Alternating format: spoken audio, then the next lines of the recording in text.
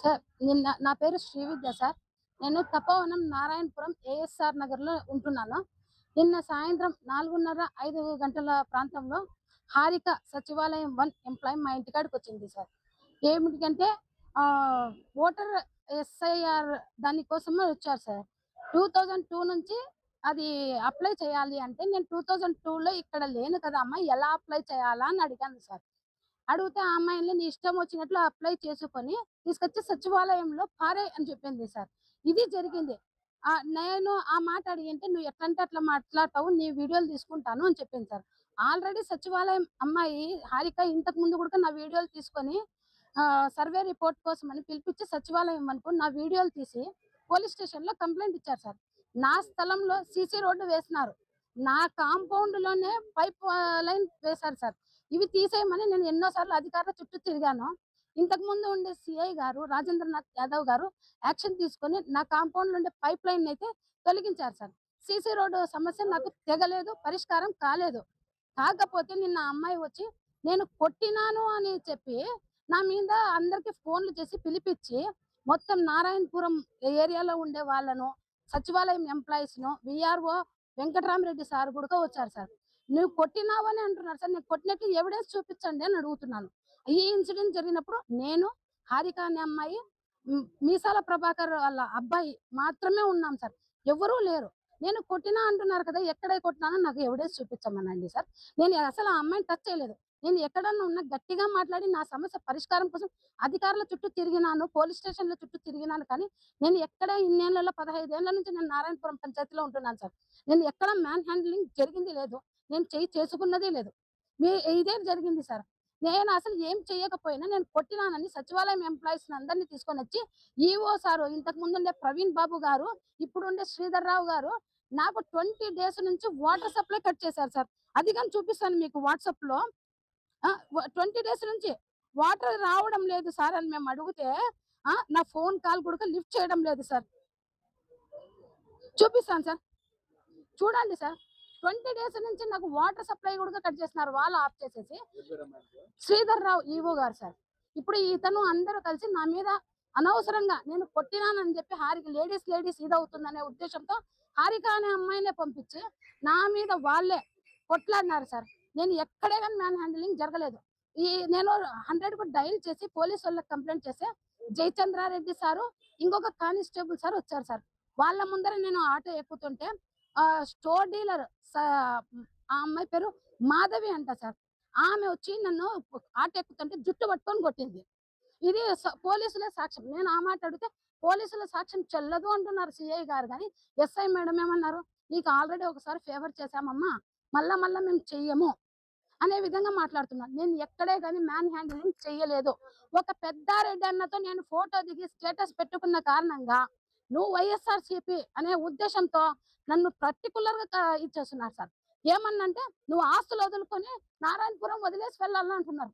దేనికి వదలాలా సార్? కోట్ల విలువ చేసే ప్రాపర్టీని నేను ఎందుకు వదలాలా? ఆ అమ్మాయి మాధవిను, స్టోర్ సత్యన్న వీళ్ళందరూ టార్గెట్ చేసుకొని మరీ నా మీద దాడికి వచ్చినారు. అసలు మొత్తం ఏరియా నేను ఎక్కడే కానీ నా తప్పు లేదు, వాళ్ళే వస్తున్నారు. వల్గర్ లాంగ్వేజ్, బట్టలు కూడా తీసి కొట్టి నాకు న్యూడ్ ఫోటోలు తీసి పెడతామని బెదిరిస్తున్నారు సార్.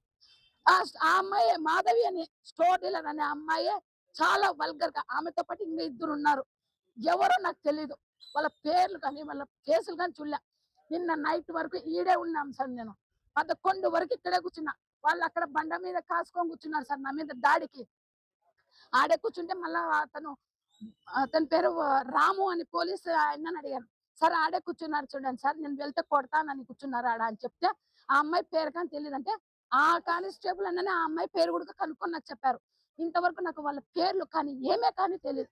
నేను వైఎస్ఆర్సీపీనే సార్, నేను కాదనడం లేదు.